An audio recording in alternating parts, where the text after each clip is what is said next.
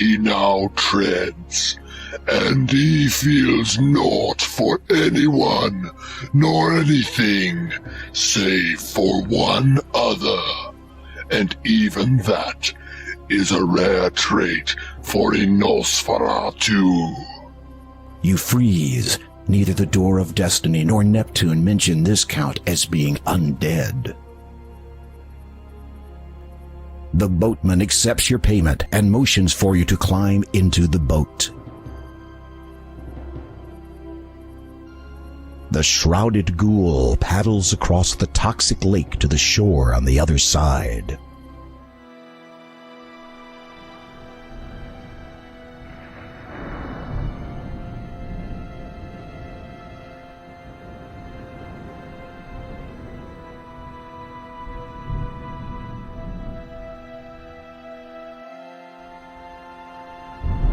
The sharp thorn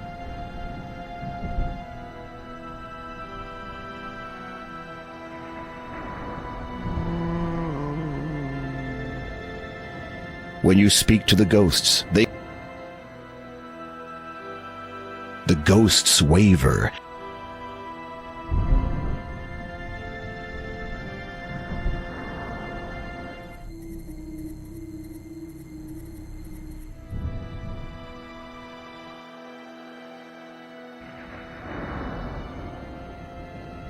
The ghosts are... The ghost...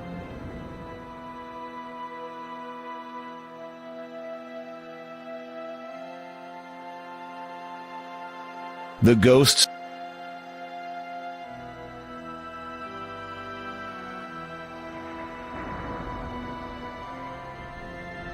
The ghost...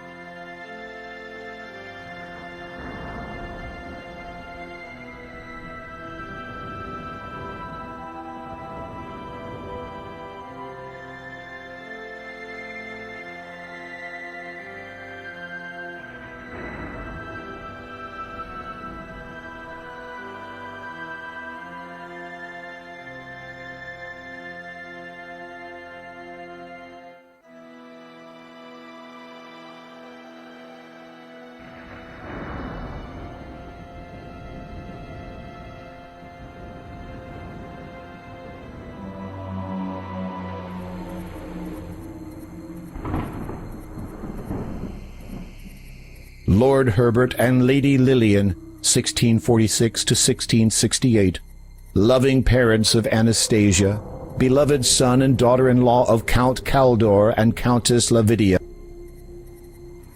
Lord Herbert and Lady Lillian, 1646 to 1668, loving parents of Anastasia, beloved son and daughter-in-law of Count Caldor and Countess Lavidia, our enemies be warned.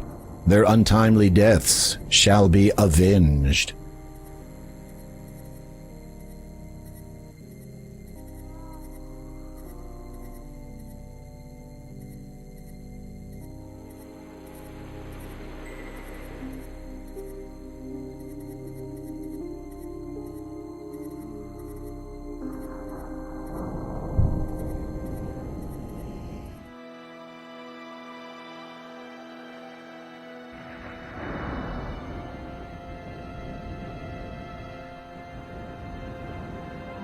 As you approach the ghosts wearing the black cloak, they seem to notice you, and then begin to drift away towards the cemetery.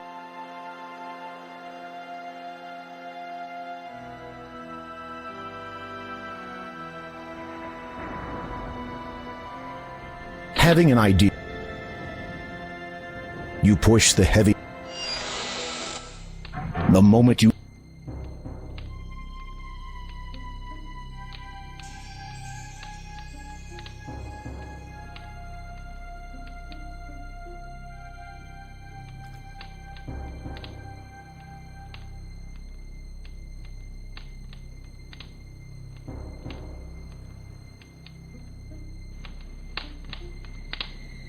take the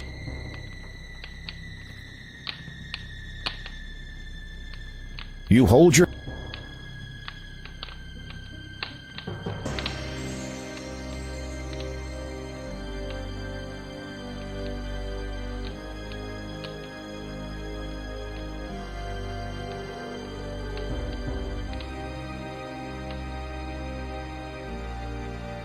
The staircase.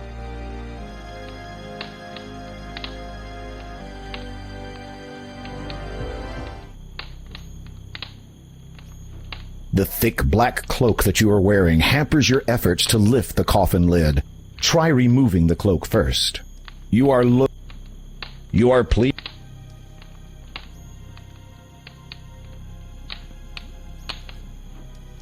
You remove.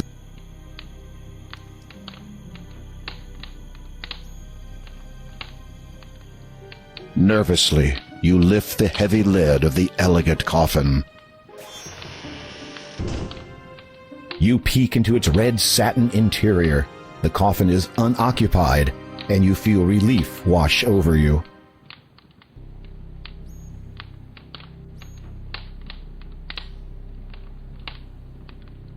As you prepare to look inside the coffin, King Graham, I presume. you turn on your heel. There, blocking the only exit from this dismal room, stands the Count. His skin is pale, his eyes jet black. He wears a black cloak nearly identical to the one that you possess. You know me? Ah, yes indeed. Sister Hagatha alerted me to your arrival, dear king.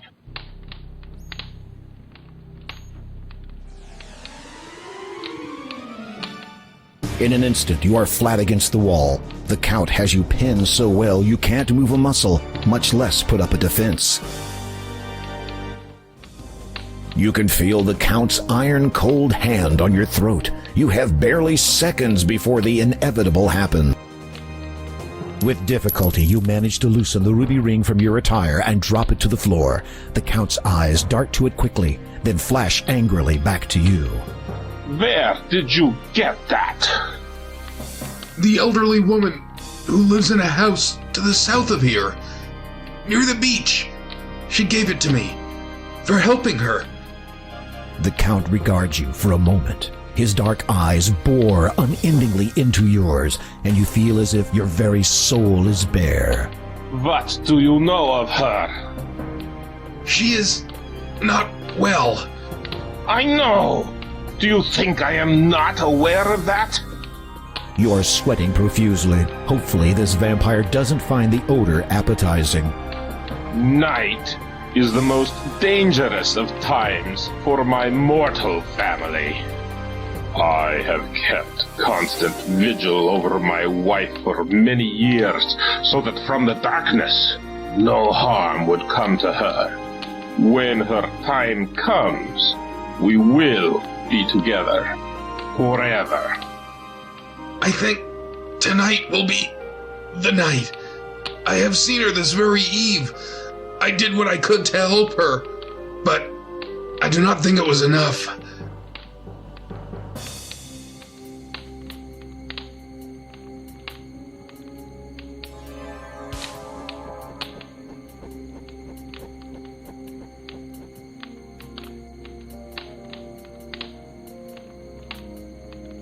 As you watch the giant bat fly out of the room, you realize with dread that the Count has confiscated your crucifix. Without it, you are trapped in this castle. Now what are you going to do?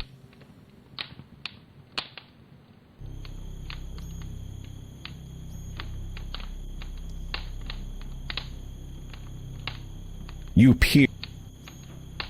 At long last, you have located the final gem, the Death Gem.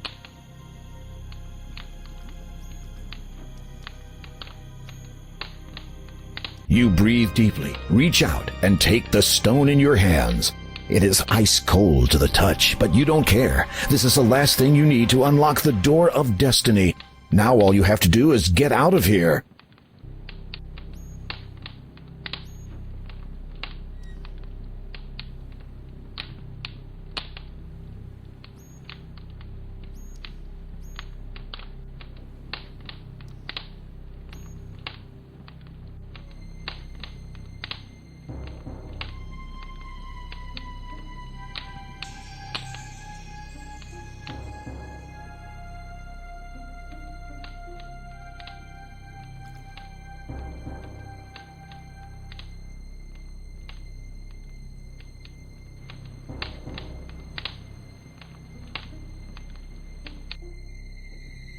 Seeing no... You are...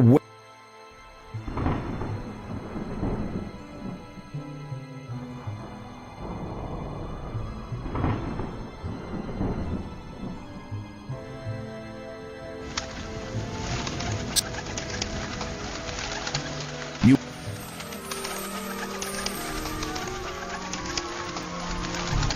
Time slows as you fall, and your world turns black. When I saw you, I knew it was true. There's a love between us won't be torn in two. Once waked from sleep, I'll smile and speak. He'll open a door forevermore.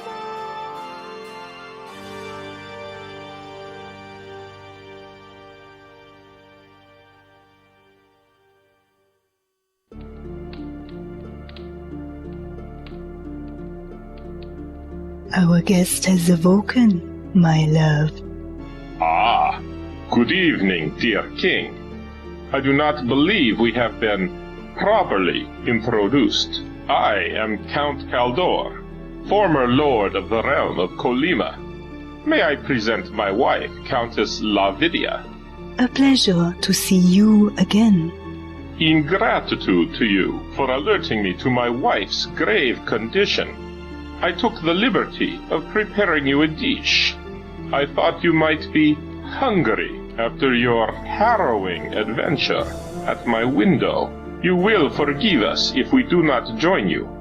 Our tastes differ from yours, do they not, my darling? You shudder to think what different tastes actually means, but for some reason you note that you can no longer hear any rats squeaking in the distance. Indeed, so much to become accustomed to. You shall have all the time that the world has to share to grow accustomed to such things. Well, perhaps 30 years. Should the father locate the item by then, there might not be enough world left for anyone afterwards.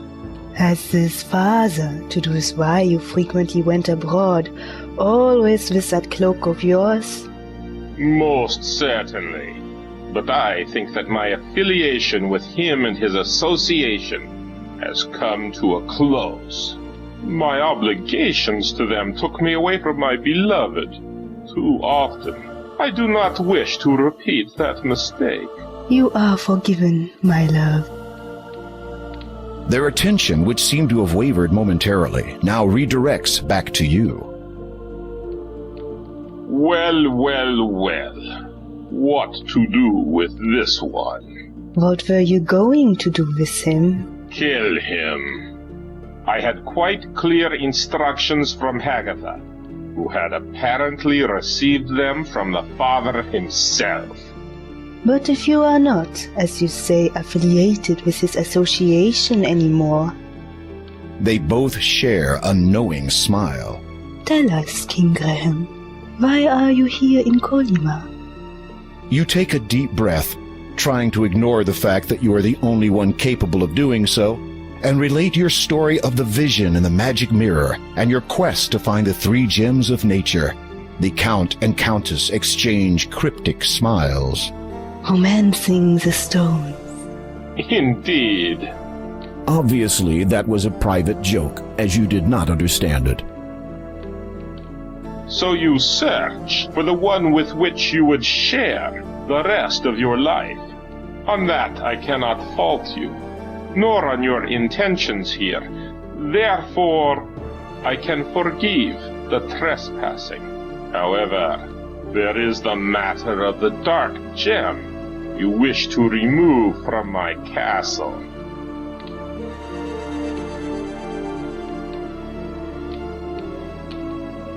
I place a deal before you. I am looking for a